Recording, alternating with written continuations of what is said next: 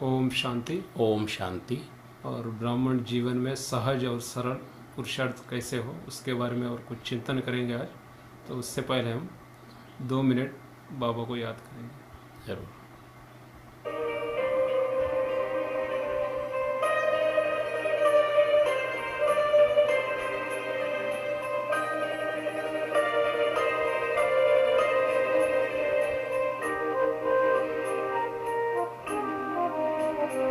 जो प्यार मिला मुझे तुमसे,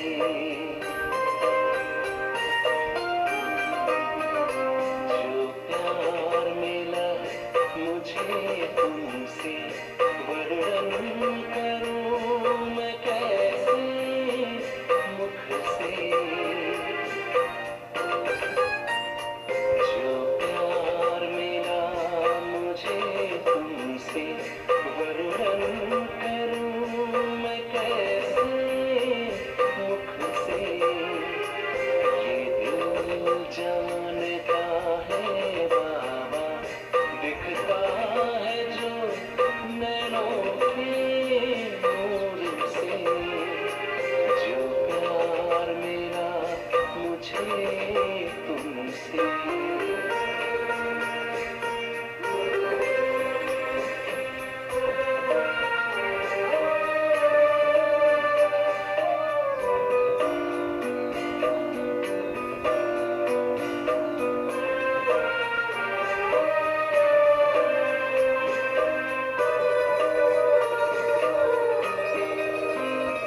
मुझको इतना सम्मान दिया, मेरे लाडले कह दुला दिया।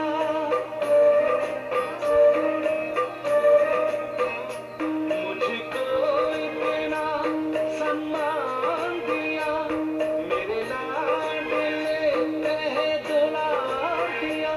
मेरे इन भूलों को माफ किया और दिल के गुणों से श्रृंगार किया।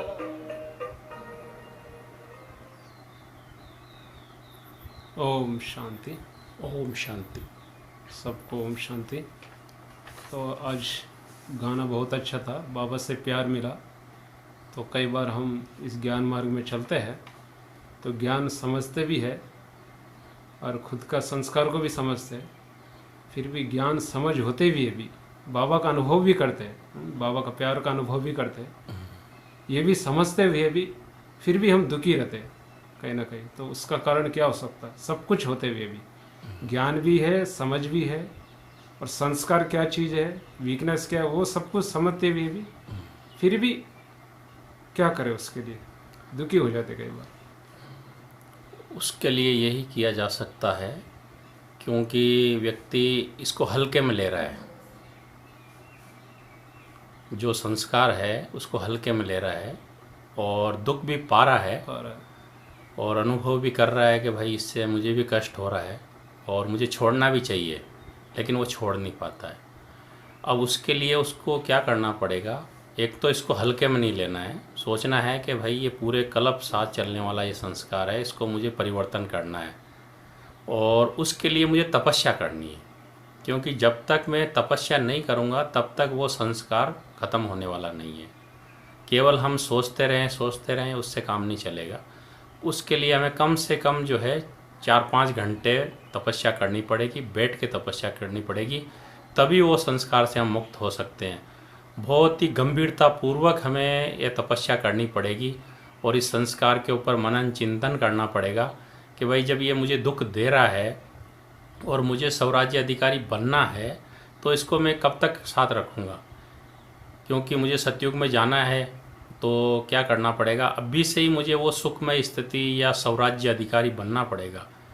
तो मैं इसको हल्के में न लूँ और इसको महाकाल के रूप में देखूं बाबा को कि भाई इसकी जो दंड है या सज़ा है बहुत भारी होगी, और मैं ये सोचूं कि भाई बाद में छोड़ दूंगा, लेकिन बहुत काल का जो स्वराज्य अधिकारी का संस्कार होगा वही हमें बहुत काल का राजभाग दिलाएगा।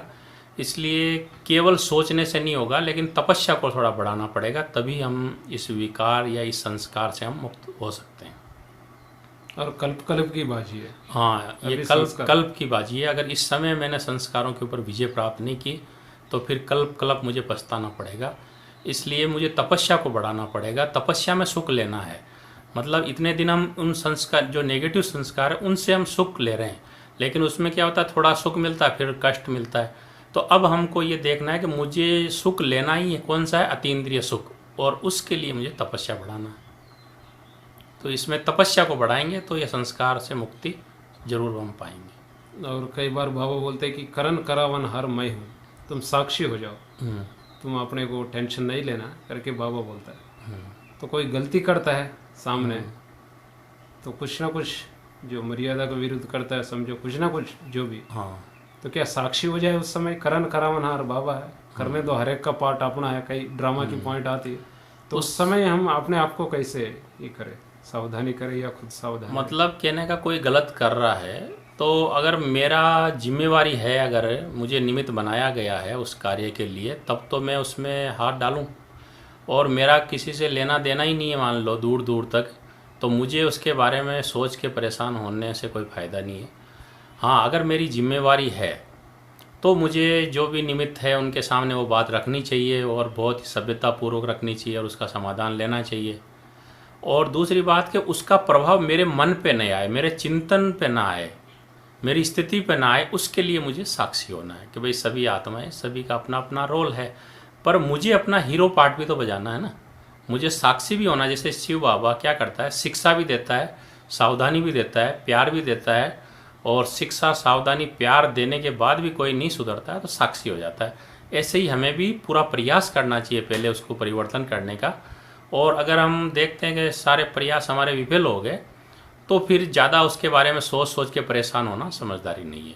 लेकिन प्रयास अवश्य करना चाहिए। ऐसा नहीं कि साक्षी होकर उस चीज़ को छोड़ दें, तो छोड़ना नहीं है, लेकिन हमें क्या करना है कि उसका प्रभाव हमारे मन पे ना आए, हमारी स्थिति खराब ना हो, उसके कारण हम उसके गलत संस्कार उसका है और परेशान मैं हो रहा हूँ, वो स्थिति ना हो। उसके लिए वो साक्षी स्थिति हमें बनानी चाहिए। और कई बार हम कार्य करते हैं तो आगे बढ़ते हैं, या कोई आगे बढ़ते हैं तो कोई ना कोई नहीं, वो सूक्ष्म रूप नहीं कि जैसा ईर्ष्या जैसा अंदर कुछ नहीं है, बोल नहीं पाता है, फिर भी वो वाइब्रेशन कई बार आता है, या कहीं मूड ऑफ हो जाना, वो अंदर ईर्ष्या होता है, जिसको हम दूसरे रूप में बोलते हैं जलन, है ना। खुद तो जल रहे, दूसरे जलसी बोलते हैं। तो जलसी आता क्यों है, कारण क्या है, और जलसी को हम कैसे खत्म करें, हम भी कैसे आगे बढ़े। दूसरों को जलसी करने के बजाय हम खुद ही आगे बढ़े, तो उसका कारण क्या है और निवारण क्या है, और दूसरा आगे कैसे बढ़े। हाँ, तो ईर्ष्या क्यों करता है व्यक्ति कि जब हम बराबर के ही लोग होते हैं और बराबर के में से एक कोई पुरुषार्थ करता है तो एकदम आगे निकल जाता है, तो उसको ईर्ष्या हो जाती है कि ये कैसे जा रहा है, कि एकदम इसको कैसे ये सीट मिल गई। पर ये नहीं देखता है कि भाई इसका कोई कर्म होगा, इसकी वजह से आगे जा रहा है, कि ये कर्म मुझे भी करना चाहिए।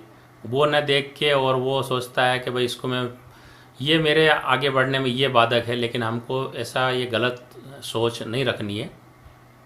हमको सोचना है कि भाई कोई भी व्यक्ति आगे बढ़ रहा है तो वो अपने भाग्य से आगे बढ़ रहा है, अपने कर्मों से आगे बढ़ रहा है।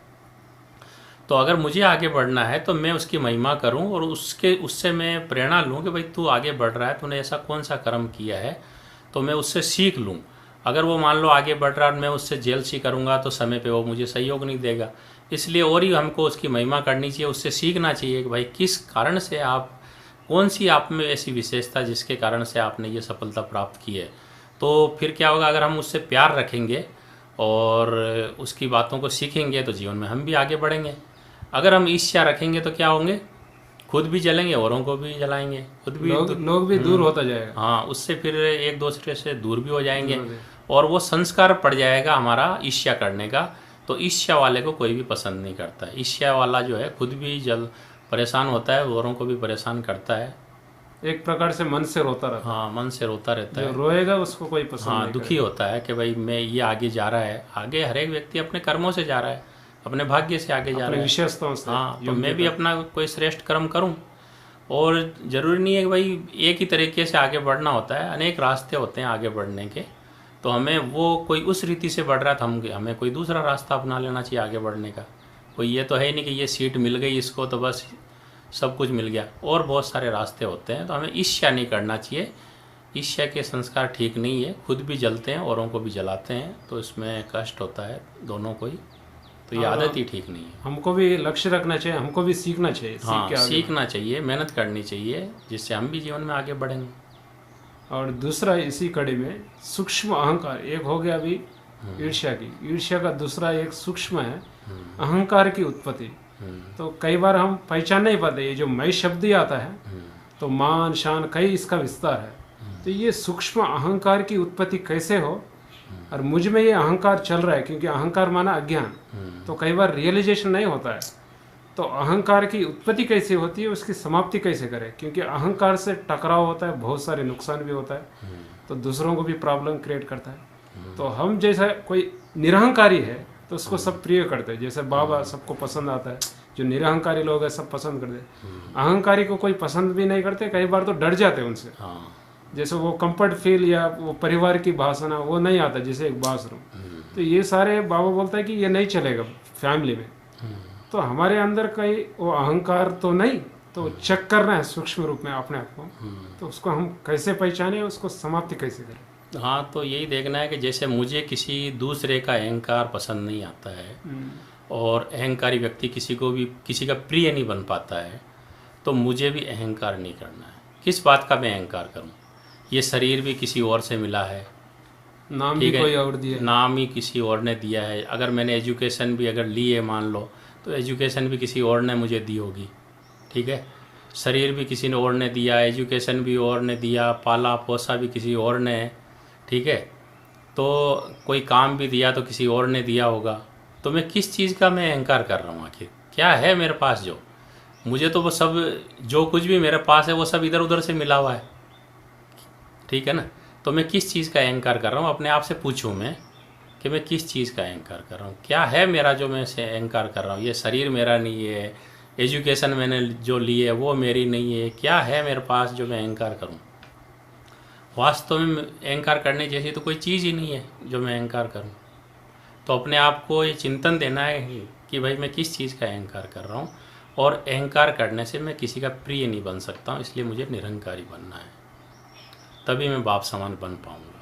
और निरहंकार ही मोल्ड हो सकता है, mould is a real gold का। हाँ, जो कई बोलते हैं ना, जैसे शरीर में अकड़ता है मुर्दों का पहचान हाँ, है। जो झुक कहते हैं ना, जो झुकता है उसी में जान है, अकड़ना मुर्दों की पहचान है। जो झुक गए वो उठ गए, जो अकड़ गए वो टूट गए या कट गए। तो आगे बढ़ना है तो फिर झुक के चलना पड़ेगा। नम्रता का गुण सबको अच्छा लगता है, सरल। हाँ, तो नम्रता का गुण धारण कर, अहंकार की जगह नम्रता। और उसके लिए मुझे ये सोचना है कि मैं बड़ा नहीं हूँ, लेकिन हर एक व्यक्ति बड़ा है। कोई एजुकेशन में बड़ा है मेरे से, कोई शरीर में बड़ा है, कोई उम्र में बड़ा है, कोई विशेषताओं में बड़ा है, तो मुझे हर एक व्यक्ति को बड़ा मान के उसको सम्मान देना है, तो मेरा अहंकार खत्म हो जाएगा। ये नहीं सोचना मैं बड़ा हूँ, नहीं। हर एक व्यक्ति, मान लो कोई कारपेंटर है, तो मुझे कारपेंटरी का काम नहीं आता है, तो वो मेरे से बड़ा हो गया, तो मुझे उसको सम्मान देना चाहिए। कोई इलेक्ट्रीशियन है मान लो, अब मान लो कि इलेक्ट्रीशियन है, उसको इलेक्ट्रिक का काम आता है, मुझे नहीं आता, तो वो मेरे से उस बात में तो बड़ा है ना, तो मुझे उस रीति से उसको सम्मान देना चाहिए। तो कहने का मतलब हर एक में वो कोई मेरे में जो विशेषता नहीं है वो अगले में है, वो विशेषता समझ के उसको बड़ा मान के सम्मान देना है। तो फिर क्या होगा, मेरे में नम्रता भी आएगा और मैं सबकी आशीर्वाद भी लूँगा, दुआएं भी लूँगा। तो मुझे हर एक को बड़ा मानना है। मैं बड़ा नहीं हूँ, मैं इसलिए बड़ा हूँ, अपने को भी दिल से किस्त नहीं करना है कि मैं सबको सम्मान दूँ, मैं छोटा नहीं। मैं सबको सम्मान देता हूँ, इसलिए मैं बड़ा हूँ। सबकी विशेषताओं को सम्मान देता हूँ। कई भाषा भी होता है ना, कई अंग्रेजी बोलता है, उनको ऐसा समझे कि बड़ा आदमी। हाँ भाई, कोई अपनी लोकल लैंग्वेज करता है, कोई काम करता है। तो किसी भी विधि से, मान लो मुझे हिंदी आती है, अंग्रेजी नहीं आती, तो भाई इस विशेषता में अंग्रेजी उसको आती है, इसलिए ये मेरे से उस विशेषता में। अगर अंग्रेजी वाला कहीं दूसरे स्टेट में चले गए तो वहाँ अनपढ़ हो गया ना। हाँ, वहाँ के लोग तो हर एक की अपनी अपनी, तो हर एक की विशेषता में देखना है और उसको बड़ा मानना है और अपने को नम्रचित होकर रहना है और चिंतन करना है मैं आखिर किस चीज़ का अभिमान कर रहा हूँ। सब कुछ तो मुझे बाहर से ही मिला हुआ है और ये सब छूटना भी है, ये तो स्थायी तो कुछ भी नहीं है। इसलिए जब तक ये चीज़ें हैं, औरों को सुख दें, झुक के चलें, तो सबकी आशीर्वाद मिलेगी, दुआएं मिलेगी और हमारा जीवन जो है खुशियों से भरपूर होगा। और हम खुश होंगे तो हमारे से अनेक लोग खुश होंगे। और चीज़ दूसरों को सुख के लिए है, खुद के लिए नहीं। हाँ, जो कुछ भी बाबा ने दिया है वो बाबा के बच्चों के लिए। वही तभी मिलता है। जो भी साधन है वो सेवा के लिए सेवा है, के न कि अपने दिखावे के लिए या फिर ऐशो आराम के लिए नहीं है, लेकिन सेवा के लिए साधन बाबा ने दिए हुए हैं, उनको सेवा में यूज करो और उनसे दुआएं प्राप्त करो। वो है। और दूसरा, जैसे बड़े तो बाबा बोलते हैं कई बार मुरली में कि ब्रह्मा ने निमित्त बनाया। अगर निमित्त बनी हुई आत्मा से कोई गलती होती है, जैसे एग्जाम्पल ब्रह्मा बाबा का नाम लेता है शिव बाबा मुरली में, तो इससे कुछ गलती हो तो शिव बाबा उसको संभालेगा, शिव बाबा उसको देख लेगा। तो वर्तमान सिचुएशन ब्रह्मा बाबा तो नहीं रहा, तभी सारे अपने अपने बड़े हैं, अपने से बड़े जो निमित्त है, अगर उनसे भी कुछ गलती होती है तो क्या उसमें हमारा कल्याण है या उसका क्या है रीज़न? मतलब जैसे जो बाबा ने कहा है कि भाई ब्रह्मा से कोई गलती होगी तो मैं ठीक कर दूंगा, ये कहा है। तो ब्रह्मा ये भी किसी संदर्भ में कहा है कि बाबा, कई लोग कहते थे भाई शिव बाबा बोल रहा है या ब्रह्मा बाबा बोल रहे, कंफ्यूज होते थे।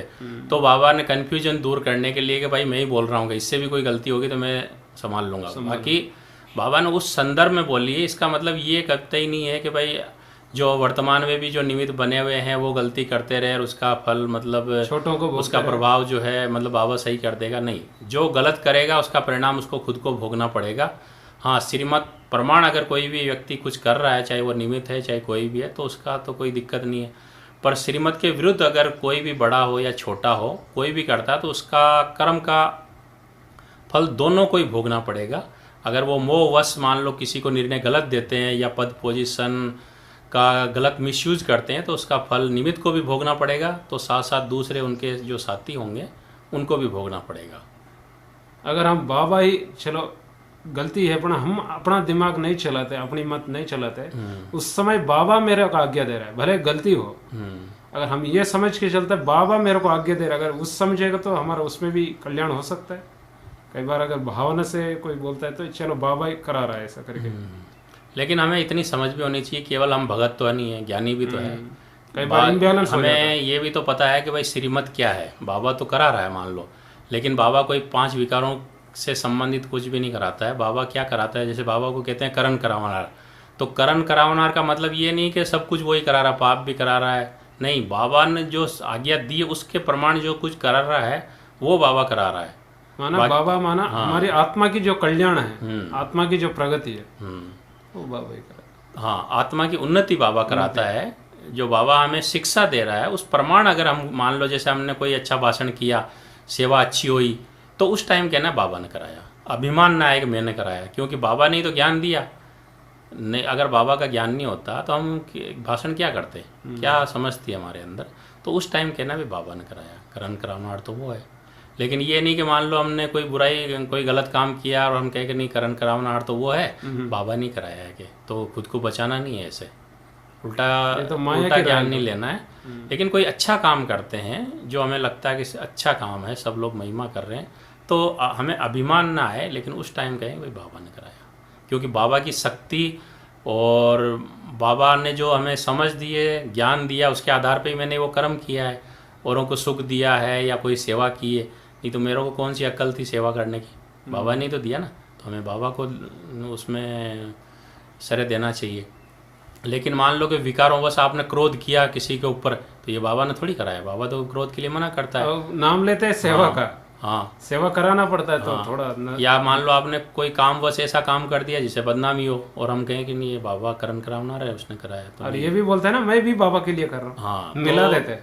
तो बाबा के लिए हम करें, लेकिन ये विकारों की आज्ञा बाबा नहीं देता है कि कोई भी काम करो लेकिन बाबा का नाम भला करो, लेकिन इन विकारों से युक्त होके अगर हम कुछ भी कर रहे हैं तो माया के वश, माया भी तो करण करावना आ रहा है ना, तो वो माया कराती है, बाबा नहीं कराता है।